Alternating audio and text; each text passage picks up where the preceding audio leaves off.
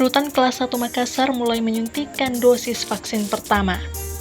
Pemberian vaksin itu diberikan kepada ratusan orang dengan melibatkan Dinas Kesehatan Kota Makassar. Dari ratusan yang menjalani vaksin, sebagian diantaranya adalah keluarga warga binaan dan petugas rutan. Kuota vaksin yang disediakan untuk tahap pertama ini sebanyak 500 orang. Ya, untuk Rutan kelas 1 Makassar hari ini berisi 1.576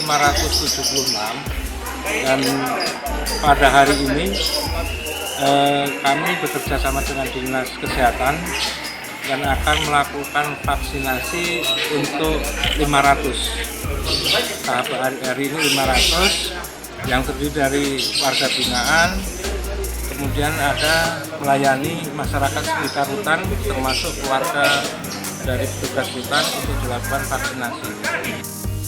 Untuk tahap kedua nantinya akan menggandeng Kodam Hasanuddin.